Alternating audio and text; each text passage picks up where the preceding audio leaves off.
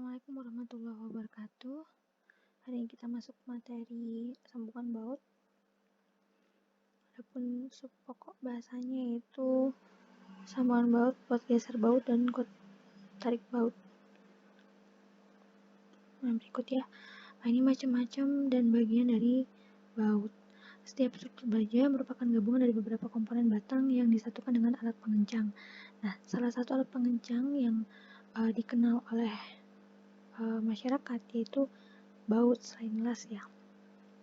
Nah, tipe baut ini ada dua, ada baut mutu tinggi dan ada mutu baut normal. Baut mutu tinggi yaitu ada A325 dan A490 seperti yang ditunjukkan pada di gambar ini. Ini tipe baut A490 gitu kan ya. Kalau yang ini tipe A325 ini 325. Adapun beberapa bagian baut, yaitu di sini ada kepala bautnya, di sini ada badan baut ya. Masing-masing untuk diameter baut, panjang badan bautnya serta ulirnya, panjang ulirnya berbeda-beda. Di sini ada bagian ulirnya dan ada bagian mur sebagai pengencangnya. Dua tipe dasar baut mutu tinggi yang distandarkan oleh STM adalah tipe A325 dan A490. Baut ini memiliki bentuk kepala segi 6 seperti yang ditunjukkan pada gambar yang tadi. Baut A325 terbuat dari baja karbon yang memiliki kuat leleh 560 sampai 630 MPa. Sedangkan baut A490 terbuat dari baja alloy dengan kuat leleh 790 sampai 900 MPa, tergantung dari masing-masing diameternya. Adapun diameter baut mutu tinggi berkisar yaitu berdasarkan tabel J3.1 yaitu sebagai berikut ya. Ada setengah in, 5/8 hingga 1,5 in. Gitu kan ya. Di sini sudah di grupkan, ada grup A untuk baut 325, ada grup B untuk baut 490. Ini besaran apanya? Ini besaran gaya untuk pratarik masing-masing dari baut begitu.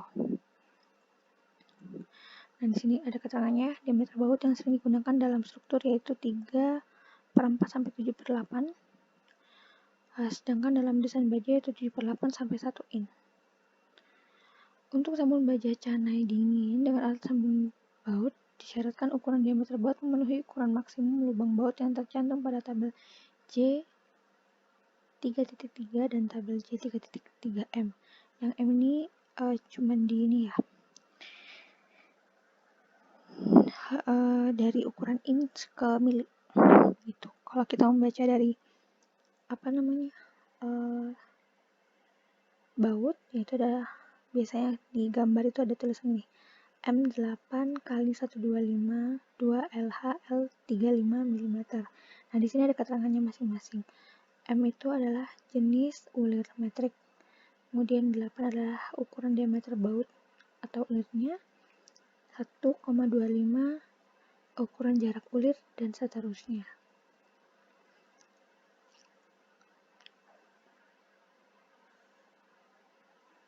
Ini. Adapun jarak tepi minimum dari pusat lubang standar dari tepi ke tepi dari bagian yang sambungan harus memenuhi standar berikut ya. Nih. Jadi untuk baut diameter 16, jarak tepi ke tepi dari bautnya itu minimum adalah 22 mili gitu kan ya. Begitu seterusnya di atas 36 diameter 36 mili yaitu sebesar 1,25 D. D-nya berapa? D-nya ada tergantung dari diameter tersebut. Sedangkan untuk penambahan jarak tepi, gitu kan ya, jarak tepi untuk menjaga agar terjadinya sobekan di lubang baut, itu harus memenuhi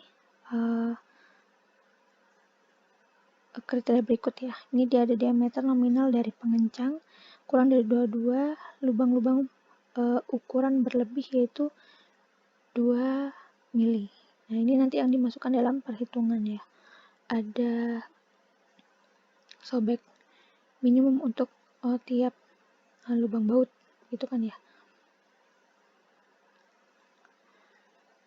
Nah, kemudian untuk geser bautnya yaitu sebagai berikut berdasarkan pasal J.6 untuk kekuatan geser desainnya harus memenuhi kriteria berikut.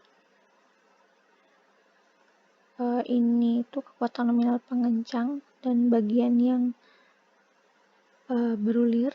Ini kekuatan tarik nominal tiap tipe baut. Misalnya nanti kalian pakai baut 307 yang normal tadi ya, adalah kekuatan tariknya sekitar 45 kSI atau 310 MPa.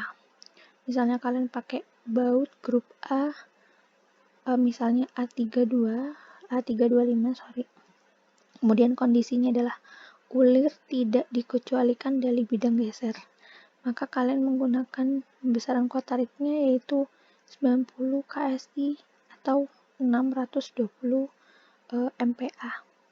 Kemudian jika kalian menggunakan baut grup tipe A misal A325, bila ulir tidak termasuk dari bagian bidang geser, di sini besarannya untuk kuat tariknya adalah 90 dan atau 620 MPa. Nah, ini kan di sini ada kata-kata bila ulir tidak dikecualikan ya. Kemudian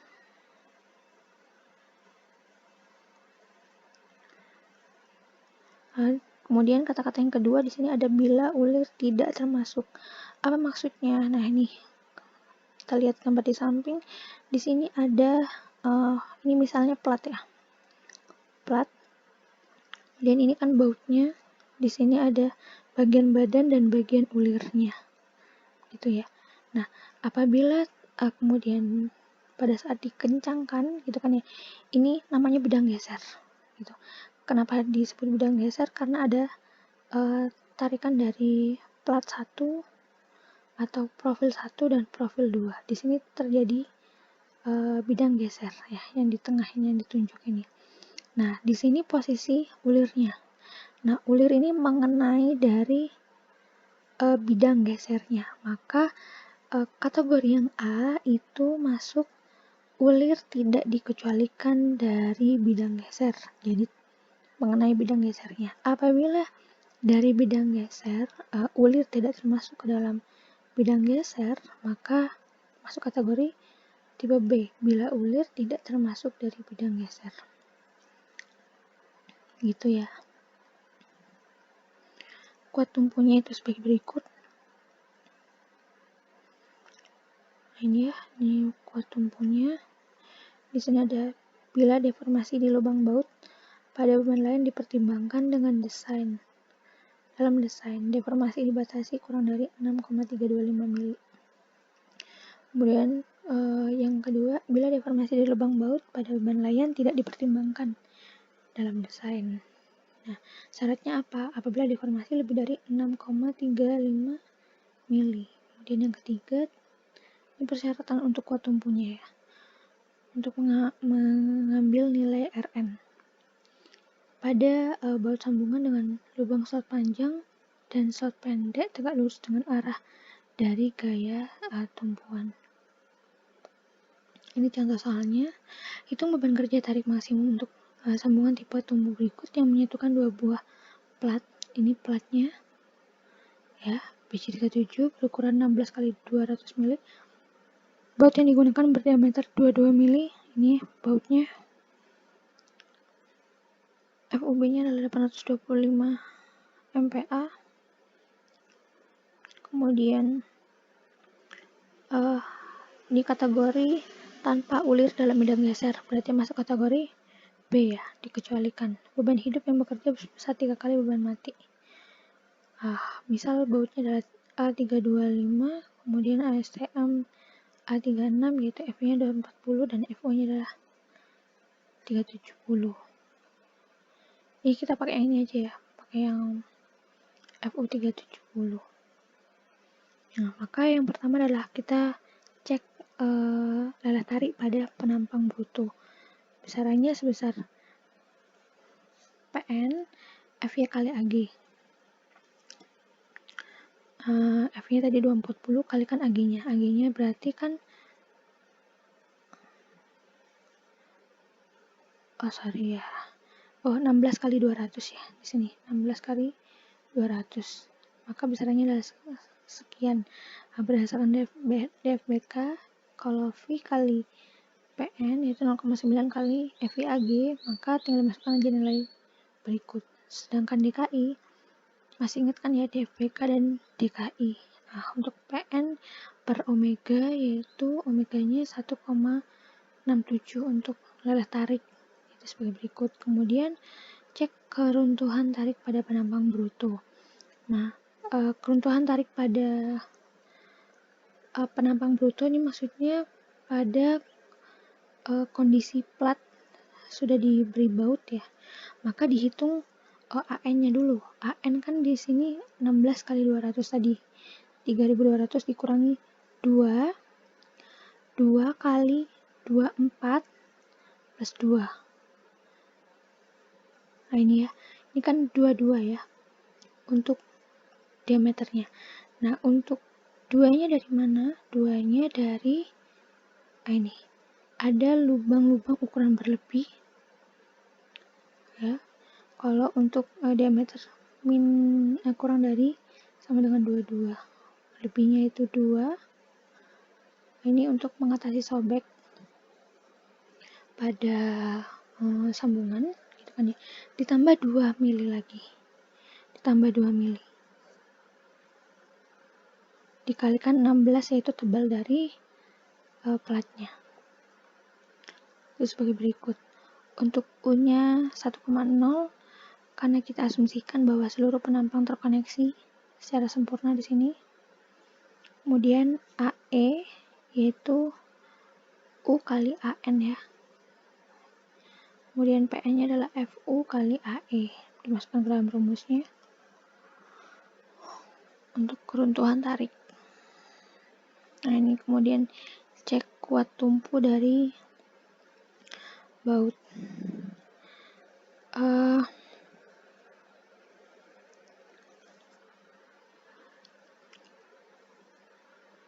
Kita kembali lagi ke persyaratan cek kuat tumpu ya.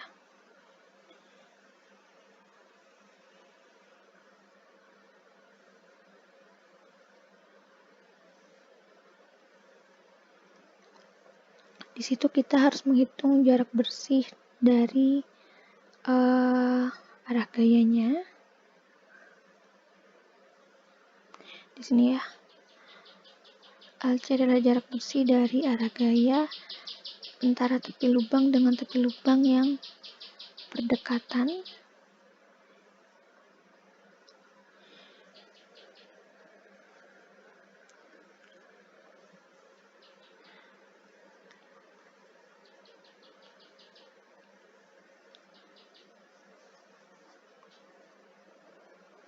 Ini yang untuk jarak yang horizontal dan ini adalah jarak yang vertikal, lalu diambil nilai minimumnya gitu ya.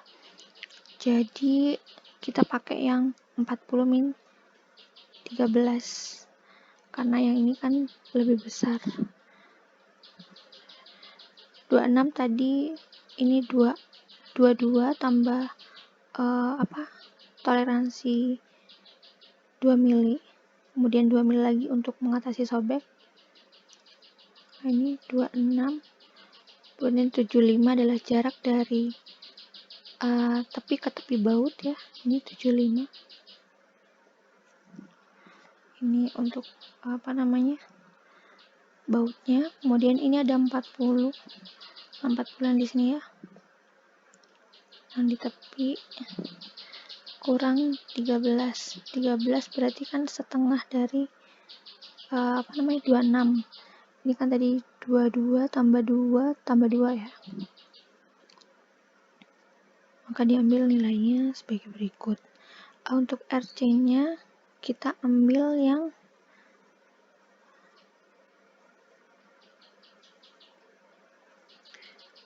sebentar.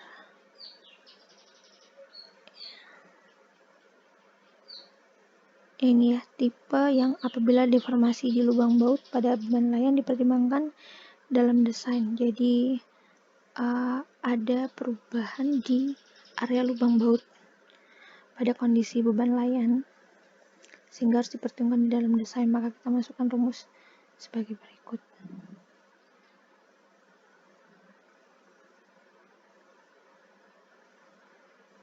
Nah, dari sini ya, kemudian dimasukkan untuk DFPK dan DKI-nya, kemudian kita cek untuk kuat geser bautnya, RN, FNV, AP.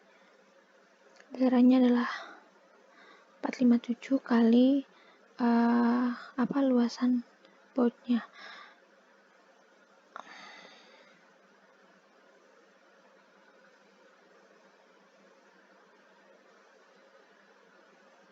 Nah ini, kalau FNV nanti kita ambil dari sini ya, FNV-nya. Untuk kuat geser nominal dalam sambungan tipe tumpuh, ini FNV. Untuk yang tariknya nanti kita ngambil dari sini.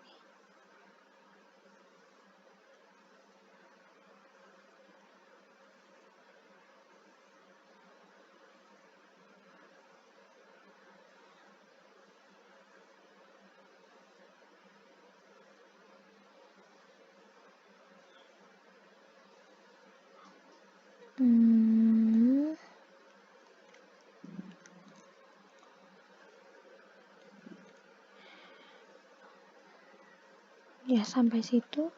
Nah, dari pengecekan yang sudah dilakukan di atas dapat ditarik kesimpulan bahwa kuat tarik desain yaitu sebesar sebentar. Nah, ini ya 521,16 kN untuk DFBK dan untuk kuat tarik yang tersedianya yaitu 347,44 kN. Jadi istilahnya untuk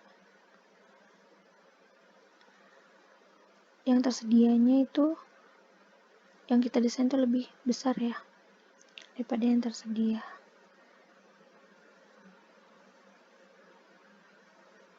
Sampai sini dulu. Terima kasih.